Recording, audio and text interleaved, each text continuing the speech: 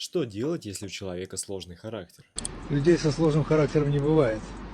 Есть незрелые люди, которые не научились контролировать свое поведение, не умеют саморегулироваться, не умеют признавать свою неправоту, извиняться, слышать и меняться. Очень часто люди используют свой якобы сложный характер в качестве защиты и нежелания брать ответственность за то, что с этим человеком неудобно общаться. Точно так же люди наоборот перекладывают ответственность на другого, когда опять же им неудобно то, что у тебя сложный характер.